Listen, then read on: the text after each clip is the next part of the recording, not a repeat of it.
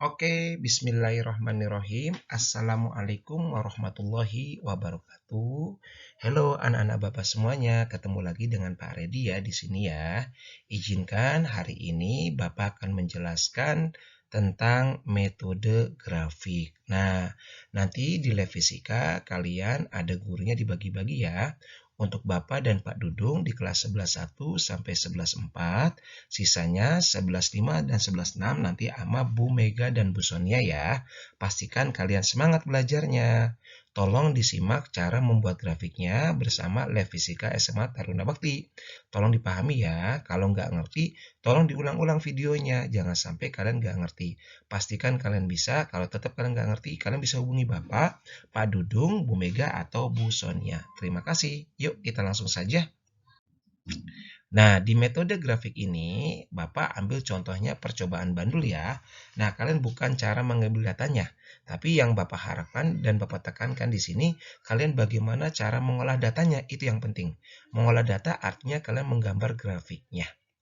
Nah, di sini anggaplah ini data percobaan pada percobaan bandul ya. Nah, percobaan bandul ini nomor, ini panjangnya, panjang talinya ya, ini panjang tali, ini bandulnya jadi panjang talinya. L 0,5 ada waktu T1, T2, T rata-rata. T1 itu adalah waktu selama 10 getaran pada percobaan pertama. Waktu selama 10 getaran pada percobaan kedua. Jadi T1, T2 itu percobaan ke-1, kedua, tetapi dengan panjang yang sama yaitu 0,5. Setelah dilakukan percobaan T1 dan T2, maka akan didapat T rata-rata. T rata-rata adalah 14,52 ditambah 14, berapa itu? 37. Nah, kalau T rata-ratanya berapa, Pak? Tinggal dijumlahkan dibagi 2. Jadi 14,52 tambah 14,37 dibagi 2, jadi 14,44. Untuk periodenya gimana, Pak? Untuk periode tinggal T rata-rata dibagi N. N itu adalah 10 getaran, yaitu 14,44 dibagi 10, 1,44. Nah, Bapak bukan menjelaskan ini ya, karena ini Bapak cuma perlu datanya saja. Ya, perlu datanya bukan digarisbawahi, bukan untuk bagaimana cara mengambil data tidak. Tapi kalian di sini akan Bapak ajarin bagaimana cara membuat grafik dari data yang sudah didapat ini. Oke? Kita lanjut. Nah, apa yang dicari? Nah, yang dicari adalah percepatan gravitasi. Kalau kemarin kita itu pakai rumus yang kita sebut statistik, kita hitung satu-satu G 4Pi kuadrat L per T kuadrat, hitung satu-satu ada G1, ada G2, ada G3, ada G4, ada G5. Artinya hitungnya data ke-1 dihitung, data kedua dihitung, data ketiga dihitung, data keempat dihitung, data kelima dihitung. Nah, akan didapat G rata-rata, nah itu jawabannya berapa? Itu secara statistik. Tapi bagaimana nih Pak kalau cara metode grafik? Nah, kalau data tadi dibikin grafik, maka gambar grafiknya seperti ini ya. Akan didapat G 4Pi kuadrat per M. Nah, dapat dari mana Pak? Nanti kita diajarin. Gimana sih cara grafik yang benar? Nah, berikutnya adalah cara membuat grafik. Nah, cara membuat grafik adalah gambaran data. Grafik itu apa sih? Nah, sebelum cara membuat grafik. Grafik itu apa sih sebenarnya? Grafik itu adalah gambaran data hasil pengamatan. Jadi, dari grafik itu kita bisa tahu gambaran data hasil pengamatan kita. Pengamatan kita bener nggak sih, percobaan kita bener nggak sih, apakah terjadi penyimpangan? Nah, kita bisa lihat dari grafik tersebut. Yang kedua adalah untuk menentukan besaran. Nah, dari kemiringan ini kita bisa menentukan besaran. Bisa percepatan gravitasi, bisa percepatan, bisa kecepatan, bisa apa lagi? Wah, banyak sekali. Ada konstanta pegas, ya terus ada apa lagi? Ada hambatan listrik.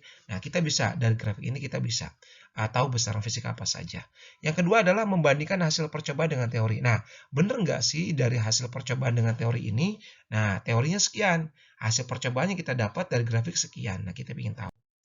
Nah, langkah-langkah membuat grafik. Yang pertama, pastikan membuat garis tegak, sumbu Y, dan garis horizontal, sumbu X.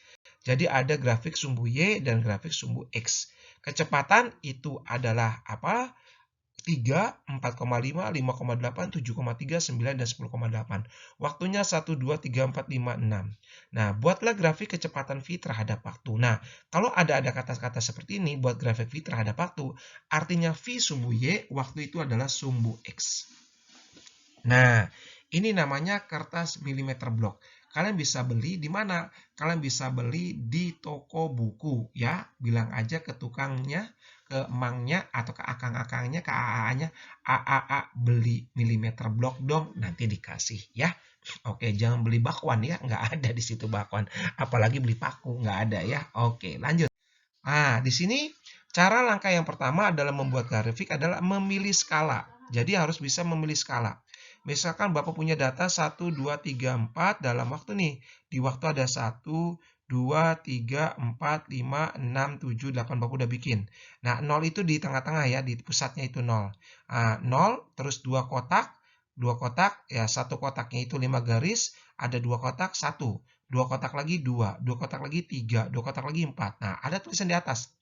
Kenaikan skala harus sama dalam satu sumbu. Jadi harus sama. Jangan 1, 3, 4. Nah, itu nggak boleh karena loncat 2. Atau 1, 4, 7, 6. Wah, sesat lagi ya. Itu udah ngaco. Itu nggak boleh. Jadi harus sama. Yang atas juga harus sama. 0, 1, 2, 3, 4 itu harus sama ya. Oke, 2 kotak, 2 kotak, 1, 2, 3, 4, 5. Oke.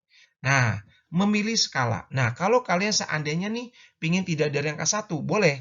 Kalian kasih tanda zigzag, kemudian langsung ke angka yang kalian inginkan.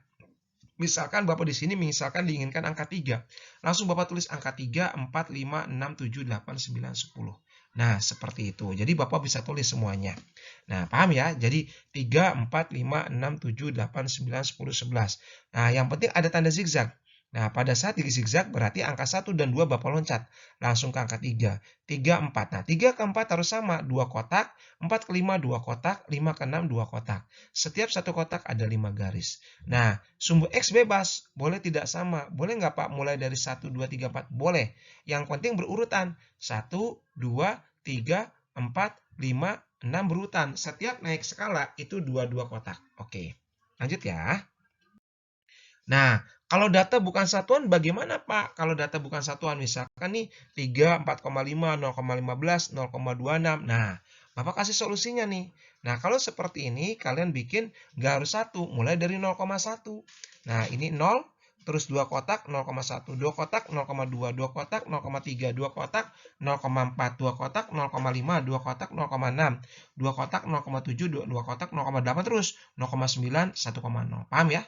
Atasnya juga sama, berbeda nggak apa-apa. 1, 2, 3, 4, 5, 6, 7, 8, 9, 10. Ya. Oke, karena sumbu V dia 3, 4,5, 5,8, 7,3, 9. Jadi pemilihan skala tidak hanya 1, 2, 3. Boleh juga puluhan, 10, 20, 30. Atau desimal 0,1, 0,2, 0,3. Sesuaikan dengan data yang kalian peroleh. Nah, memasukkan data ke dalam grafik. Jadi setelah itu kalian masukin data grafiknya. Misalkan nih kecepatannya 3, waktunya 1. 3 dengan 1. 4,5 dengan 2, 4,5 dengan 2. 5,8 dengan 3, 5,8 dengan 3. 7,3 dengan 4, 7,3 dengan 4.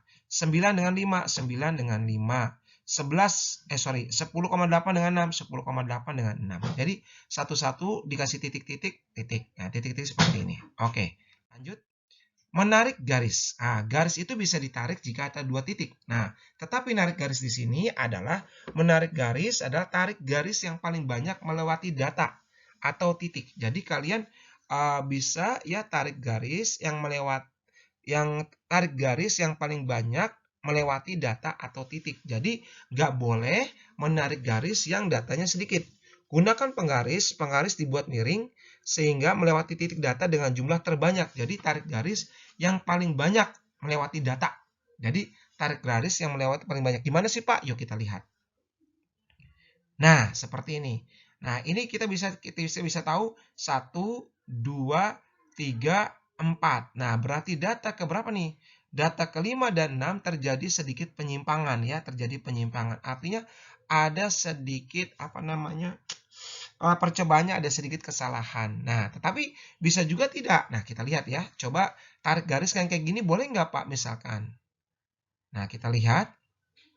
Nah, seperti ini ya. Oke, kenapa Pak seperti ini? Nah, di sini kita bisa tarik garis juga bisa seperti ini. 1, 2. Nah, ini mendekati titik, ini mendekati titik, ini mendekati titik ini. Kenapa? Untuk menghindari penyimpangan yang sangat besar. tadi kan data terakhir nyimpangnya sangat besar sekali. Nah, kita usahakan jangan ada yang menyimpang sangat besar. Nah, bisa seperti ini juga. Jadi, bisa pakai cara yang tadi, bisa cara yang kedua seperti ini. Ya, yang penting bagian atas sama bagian bawah tidak sampai jauh dari gradiennya. Ya, kalau jauh dari gradien berarti data tersebut, data yang kita ambil berarti salah. Jadi, sesuaikan datanya ya, kalau bisa melewati banyak titik. Nah, atau bisa seperti ini, atas dan bawah yang masih berimpitan dengan garis. Nah, ini nggak boleh nih, kalian tarik. Misalkan data 0 ke data ke 1. Data 1 ke data kedua tarik. Data kedua, data ketiga tarik. Data 3, data keempat tarik. Data 4 ke 5 tarik. Jadi nggak boleh nariknya. Harus tarik yang melewati banyak titik. Jadi nggak boleh seperti ini. Ini sesat. Kalau sesat berarti temennya nggak tahu siapa. Oke, lanjut. Nah, kita akan tulis yang namanya persamaan garis karena dia berbentuk garis ya. Oke, garis atau gradien ya. Nah, maka di sini kita sebut namanya persamaan garis. Apa sih Pak garis? Garis itu antara dua titik. Jadi kalau udah dua titik itu udah disebut garis. Jadi kalau ada dua titik kita bisa sebut garis. Tapi kan di sini udah banyak melewati titik ya. Oke, nah di sini persamaan garis Bapak tulis garis lurus dengan kemiringan tertentu memiliki persamaan Y sama dengan MX plus C. Dengan M adalah gradien, C adalah ordinat, dan titik potong garis pada sumbu Y. Nah, M itu adalah gradien, yang di depan X ini ada gradien, C itu titik potong. Nah, titik potong itu yang ada lingkaran warna merah ini. Yang Bapak tulis C ini, itu adalah titik potong sumbu Y. Buat apa sih Pak titik potong? Nanti kalian tahu ya pada saat percobaan. Oke? Nah, seperti ini. Menghitung gradien. Tadi kan udah jelasin gradien ya. Nah, cara menghitungnya gimana sih Pak gradien? Nah, buatlah segitiga dengan garis miring dengan sebagai sisi miringnya. Jadi Bapak kalau kita gambar, nah ini segitiganya ya. Ini buat segitiga dulu dengan garis miring sebagai sisi miringnya. Jadi ini sisi miring, ini bikin segitiga. Setelah kalian bikin segitiga, kalian hitung delta Y atau kita sebutlah delta V, delta X kita sebutlah delta T. Nah, delta Y atau delta V ini bisa kita hitung 9 dikurangi 3. Ya, yang kita lihat cuma sumbu Y saja. Jadi 9 dikurangi 3, 9 kurangi 3 adalah 6. Delta X itu adalah 4 dikurangi 1. Nah, 4 dikurangi 1, kalian udah dapat 5 dikurangi 1, yaitu 4 second. Nah, nanti kita bisa tulis bahwa delta Y itu ada delta V, delta X adalah delta T, maka 6 dibagi 4. Delta Y atau delta V itu adalah 6, delta X itu adalah 4. Maka 6 dibagi 4, 1,5. Nah, sampai di sini dulu nih, kira-kira ada pertanyaan nggak? Nah, jadi di sini Bapak hanya menjelaskan bagaimana cara membuat grafik, ya, mencari gradien, ya. Habis itu ya dapat titik potong, dapat gradien, selesai. Pak, berapa nih titik potongnya? 1,5.